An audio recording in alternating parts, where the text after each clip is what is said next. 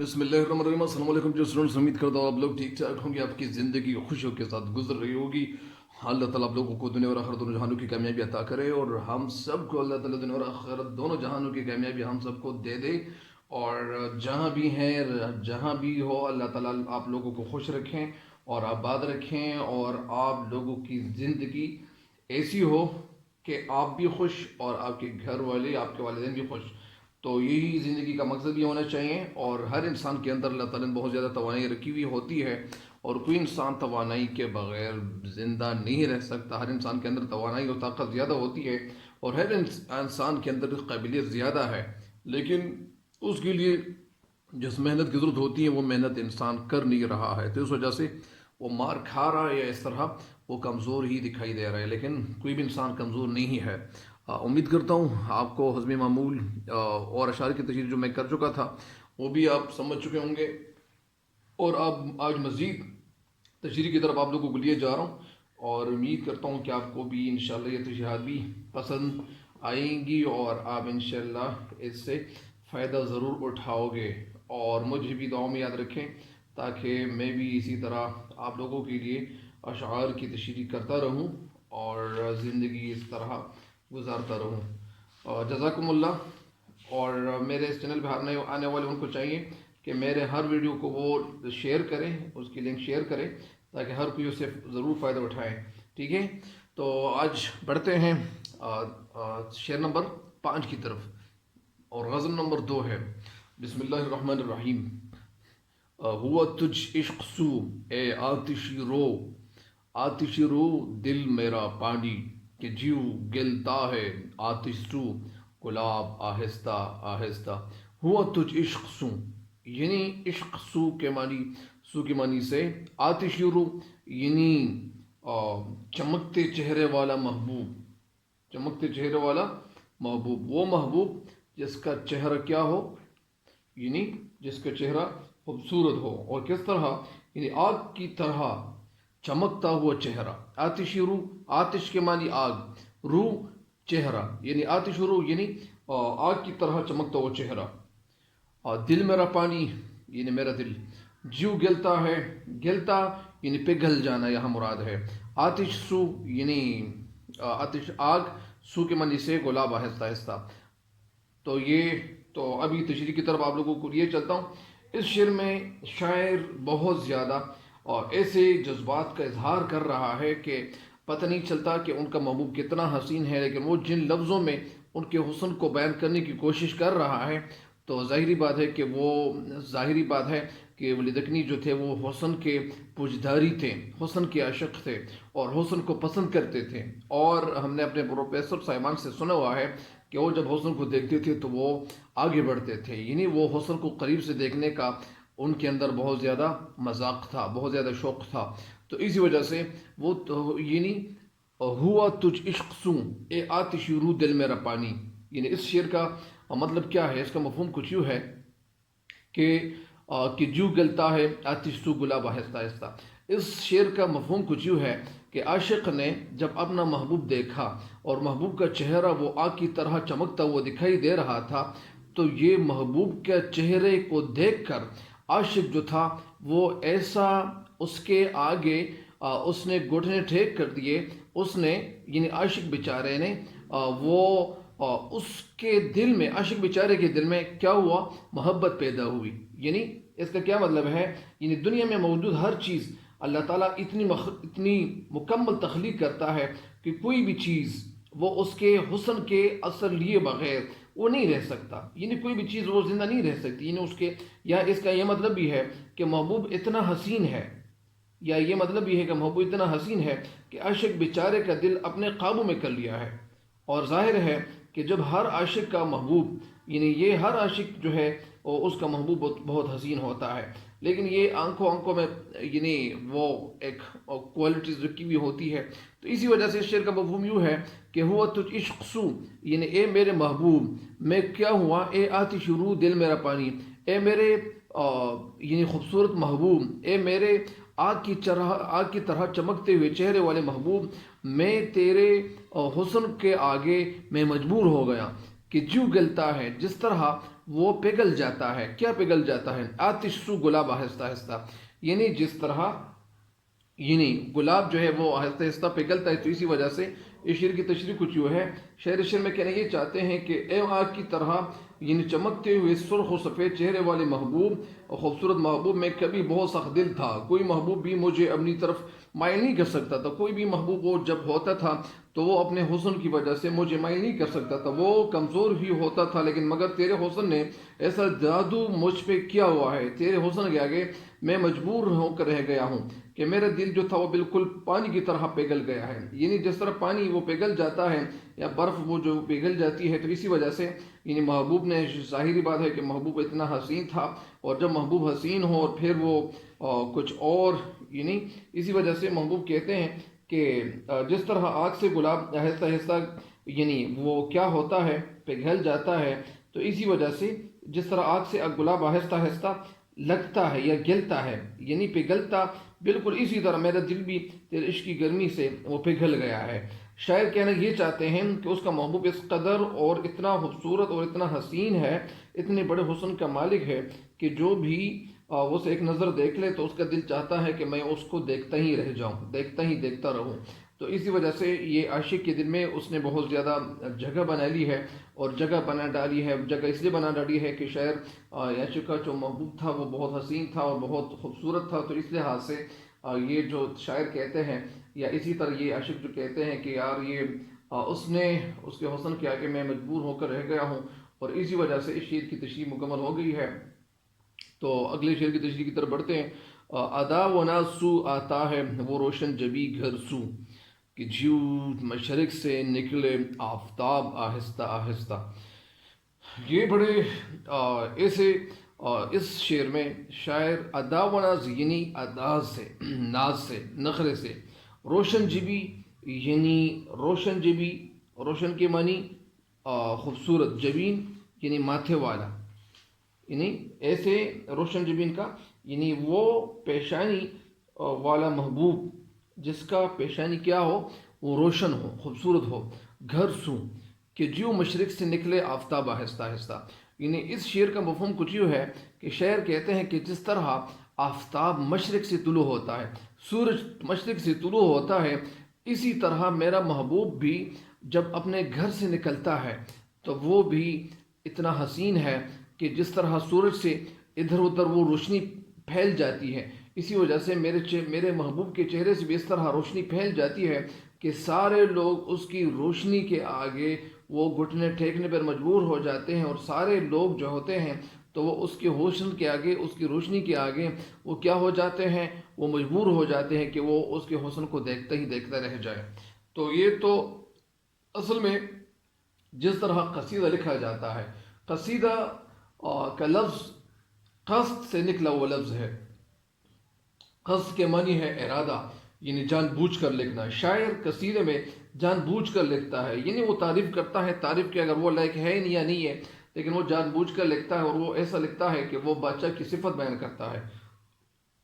اسی وجہ سے اس شعر میں قصیدے جیسی ٹچ انہوں نے دی ہوئی ہے. تو جس طرح ادا و نسو آتا ہے وہ روشن جبی گھر سو، کہ جو مشرق سے نکلے آفتاب آہستہ آہستہ. اس شعر میں شاعر کچھ کہنا یوں چاہتے ہیں کہ وہ روشن جبی والا، وہ روشن پیشانی والا، وہ روشن چہرے والا محبوب اس ناز سے، اس انداز سے، اس البیرے چلبلے پن سے اپنے گھر سے باہر نکلتا ہے. جس طرح سورج آہستہ آہستہ مشرق سے نکلتا ہے، جس طرح مشرق سے سورج طلوع ہوتا ہے، اسی طرح وہ میرا محبوب بھی اپنے گھر سے آہستہ آہستہ نکلتا ہے. معلوم ہوتا ہے کہ شاعر کا مشوق یا شاعر کا جو محبوب ہے وہ اتنا حسین ہے، وہ حسن کا ایسا نمونہ ہے، وہ ایک ماڈل ہے کہ شاعر کہنے میں مجبور ہو جاتے ہیں. شاعر کہنا یہ چاہتے ہیں کہ جس طرح سورج آہستہ آہستہ نکلتا یا اسی طرح طلوع ہوتا اور کائنات کی ہر چیز کو زندگی بخشتا ہے، تقویت بخشتا ہے، طاقت بخشتا ہے، اور ہر انسان وہ جب سورج طلوع ہوتا ہے تو سارے لوگ جتنے بھی ہوتے ہیں وہ اٹھ جاتے ہیں اور کام کرنا شروع کرتے ہیں. تو اسی وجہ سے اس محبوب کے حسن کے آگے سارے لوگوں کو ایک طاقت ملتی ہے اور سارے لوگ ان کے حسن کے آگے کیا ہو جاتے ہیں؟ مجبور ہو جاتے ہیں۔ اسی طرح محبوب بھی عاشقوں میں زندہ رہنے کی ایک امنگ پیدا کرتا ہے، ایک جذبہ پیدا کرتا ہے۔ ظاہری بات ہے کہ جب محبوب بھی حسین ہو، اور اسی وجہ سے محبوب حسین ہو یا نہیں ہو لیکن عاشق کے لیے جو تھا وہ بہت حسین تھا، تو اسی وجہ سے شعر کی تشریح میں ایک دفعہ میرا آپ کو سنا دوں۔ شاعر اس شعر میں کہنا یہ چاہتے ہیں عاشق کو محبوب کی ہر ادا اور ہر ناز اور نخرہ وہ عاشق کو بڑا اچھا لگتا ہے، لہٰذا وہ اس کے ناز و نخرے کے آگے، ناز و نخرے سے وہ جب کرتا ہے تو وہ ظاہری بات ہے کہ وہ امپریس ہو جاتا ہے، وہ متاثر ہوتا ہے، اور جب وہ محبوب حسین ہو تو پھر کیا ہی بات ہے۔ اس شعر میں اسی حالت کو، اسی کیفیت کو ایک نئے انداز اور ایک نئے معنی کے ذریعے بیان کیا گیا ہے۔ شعر کہنا یہ چاہتے کہ میرا محبوب اتنا حسین ہے، ایسی چمکتی ہوئی شانی والا ہے جیسے چاند، جیسے سورج، اور وہ جب گھر سے باہر قدم رکھتا ہے تو وہ اس پر یعنی ہم یہ جانچنے پہ، ہم یہ اس گمان پہ ہم گمان کرتے ہوئے ہم مجبور ہوتے ہیں گویا مشرق سے، یعنی ہمیں یہ پتہ چلتا ہے، ہم سمجھتے ہیں کہ یار یہ تو محبوب نہیں ہے بلکہ یہ تو اپنے گھر سے باہر ایک سورج نکل آیا ہے۔ جس طرح سورج آہستہ آہستہ مشرق سے نکلتا ہے، طلوع ہوتا ہے، اسی طرح میرا محبوب بھی آہستہ آہستہ اور یعنی قدم لیتے ہوئے، چلتے ہوئے گھر سے باہر آتا ہے۔ سورج کائنات کو زندگی عطا کرتا ہے، زندگی بخشتا ہے، تقویت بخشتا ہے، تو محبوب بھی عاشقوں کو اپنی دیدار سے اور اپنی حسن کی وجہ سے کیا کرتے ہیں؟ لوگوں کو ایک طاقت بخشتا ہے۔ تو ظاہری بات ہے کہ یہ تو لوگوں کے لیے اس وقت ایک طاقت ہی کیوں نہ تھی، کیونکہ اس وقت میں نے آپ کو بتایا ہے پہلے ویڈیو میں بھی یا پچھلی ویڈیوز میں بھی کہ جس طرح یہ ہوتا تھا کہ وہاں محبوب کی زیادہ کمی ہوتی تھی، وہ محبوب وغیرہ ہوتے نہیں تھے، تو اسی وجہ سے اگر وہ ہوتے تھے تو وہ کسی یعنی آٹے میں نمک کے برابر ہوتے تھے اور اکا دکا ہوتے تھے، لیکن ان کے جو عاشق ہوتے تھے وہ بہت زیادہ ہوتے تھے۔ اور ظاہری بات ہے کہ جب وہ حسین ہو اور پھر وہ عاشق جب ان کا ہو جائے، لیکن محبوب جیسا بھی ہو لیکن عاشق کے لیے وہ بہت حسین ہی ہوتا ہے۔ ظاہری بات ہے کہ وہ ان کے حسن کے آگے وہ کیا ہو جاتے ہیں؟ وہ مجبور ہو جاتے ہیں، عاشق مجبور ہو جاتے ہیں، اور مجبور اگر نہ ہو جاتے تو پھر کیا کرتے ہیں؟ تو اسی وجہ سے اس شعر کی تشریح تو مکمل ہو گئی ہے۔ اگلی شعر کی تشریح کی طرف یہ چلتے ہیں۔ ولی مجھ دل میں آتا ہے خیالی یار بے پرواہ کہ جیو، ولی مجھ دل میں آتا ہے خیالی یار بے پرواہ کہ جیو انکھیاں منے آتا ہے خواب آہستہ آہستہ۔ ولی مجھ دل میں یعنی میرے دل میں خیال بے پرواہ، یعنی میرے دل میں بغیر کسی سوچے سمجھے میرے دل میں خیال آ رہا ہے۔ کیوں؟ کس کا؟ کہ جیو انکھیا آنکھوں کو کہتے ہیں، منے میں، کہ جیسے، جیو کے معنی جیسے، انکھیا آنکھیں، منے یعنی میں، یعنی جیسے آنکھوں میں، یعنی جیسی آنکھوں میں کیا آتا ہے؟ خواب آہستہ آہستہ، یعنی جس طرح کوئی انسان، کسی انسان کو نیند آ جاتی ہے، اسی طرح بغیر سوچے سمجھے یا بغیر کسی وجہ سے میرے دل میں خیال آ رہا ہے۔ کس کا؟ اپنے محبوب کا۔ تو یہ شعر کیا ہے؟ مقطع ہے۔ مقطع اس شعر کو کہتے ہیں، یہ بات نوٹ کیجئے، مقطع اس شعر کو کہتے ہیں جس میں شاعر اپنا تخلص استعمال کرے، اور مقطع کے معنی کیا ہے؟ کاٹنا کے ہے۔ تو اسی وجہ سے اس شعر کی وجہ سے اس غزل کا خاتمہ ہوتا ہے، اور خاتمہ جب ہوتا ہے تو اسی کو ہم مقطع ہی کہیں گے۔ اور وہ شعر، یعنی یہ تعریف نوٹ کر لیں اپنے ساتھ، وہ شعر جس میں شاعر اپنا تخلص لے آئے یا استعمال کرے، اس شعر کو ہم مقطع کہتے ہیں۔ اور اگر کبھی کبھار ایسے بھی ہوتا ہے کہ شاعر اپنا تخلص وہ درمیان میں استعمال کرتا ہے، کچھ شاعر ایسے بھی گزرے ہیں کہ انہوں نے کبھی مقطع، کبھی تخلص استعمال ہی نہیں کیا ہے، لیکن اس کے باوجود بہرحال وہ شعر جس میں شاعر اپنا تخلص استعمال کرے، اپنا نام لے آئے، تو اس کو ہم کیا کہیں گے؟ اس شعر کو ہم مقطع کہیں گے۔ اور اس کو یعنی شاعر جو استعمال کرتا ہے تو اس کو تخلص کہتے ہیں۔ اور کبھی اگر یہ شاعر کسی شعر میں یا کسی غزل میں اپنا تخلص استعمال نہ کرے، تو پھر کیا کہیں گے ہم اس غزل کو، اس غزل کے آخری شعر کو ہم غزل کا آخری شعر ہی کہیں گے، ہم اس شعر کو ہم مقطع نہیں کہیں گے۔ تو ہم وہ شعر جس میں شرم تخلص استعمال نہ کریں، تو اس غزل کے آخری شعر کو ہم آخری شعر ہی کہیں گے، وہ کچھ اور ہم نہیں کہیں گے۔ اچھا، تو اس شعر میں شاعر کیا کہتے ہیں؟ شاعر اس شعر میں کہنا یہ چاہتے ہیں کہ اس کی محبوب کی یاد مجھے رہ رہ کر ایسی ستاتی ہے، ایسا ستاتا ہے، یعنی محبوب ایسی ستاتی ہے، اس کی یاد مجھے ایسی ستاتی ہے جیسی میری بالکل پرواہ ہی نہیں، یعنی مجھے بالکل پرواہ نہیں، اگرچہ میرے جذبے، اگر اس کے گھر میں یا اس کے میرے جذبے محبت کی کوئی قدر نہیں ہے، یعنی اگر اس کے دل میں میرے لیے کوئی محبت نہیں ہے تو اس سے میرا خیال نہیں، لیکن مجھے اس کا خیال اس طرح آتا ہے جس طرح آنکھوں میں نیند آہستہ آہستہ آتی ہے۔ شعر کہنا یہ چاہتے ہیں کہ وہ غیر شعوری طور پر محبوب کی سوچوں میں ڈوب جاتا ہے۔ اگر میں آپ کو ایک شعر اور سناؤں، مومن خان مومن کا ایک شعر ہے، تم میرے پاس ہوتے ہو گویا، تم میرے پاس ہوتے ہو گویا جب کوئی دوسرا نہیں ہوتا۔ اس شعر کے حوالے سے ہم نے یہ سنا ہوا ہے کہ غالب نے مومن خان مومن کو یہ بتایا تھا کہ اے مومن، آپ مجھے یہ شعر دے دے اور میرا سارا دیوان شاعری کا جو ہے وہ لے لے، لیکن مجھے یہ شعر یہ مجھے دے دے۔ تو وہی یعنی یعنی وہ کیا کہتے ہیں، تم میرے پاس ہوتے ہو گویا جب کوئی دوسرا نہیں ہوتا۔ اصل میں اس شعر کا مطلب آج میں دیکھ رہا تھا کہ اس شعر کا مطلب کیا ہے، تم میرے پاس ہوتے ہو گویا، یعنی شاعر کہنا یہ چاہتے ہیں کہ میں بغیر سوچے سمجھے میرے دل میں خیال آنا شروع ہو جاتا ہے۔ اگر میں کسی جگہ چلا جاؤں یا میں کسی جگہ بیٹھ جاؤں تو میں بغیر کسی وجہ، بغیر کسی سوچ کے میرے دل میں محبوب کا خیال آنے لگتا ہے۔ میں کسی اور چیز کے بارے میں سوچ رہا ہوں تو وہ اچانک میرے دل میں وہ کیا ہوتا ہے، یعنی میں تنہائی میں ہوتا ہوں، لیکن میں تنہائی میں بھی تنہا محسوس نہیں کرتا ہوں۔ کیوں؟ یعنی تم میرے پاس ہوتے ہو گویا جب کوئی دوسرا نہیں ہوتا۔ تو ظاہری بات ہے کہ اس کے محبوب اس کے ساتھ نہیں ہے، لیکن اس کے حسن نے یا ان کی یادوں نے اس عاشق کے دل میں اتنا جگہ بنا لی ہے، ایسا گھر کر لیا ہے کہ وہ عاشق بیچارہ نہ چاہتے ہوئے بھی اس کو یاد کرنے لگتا ہے۔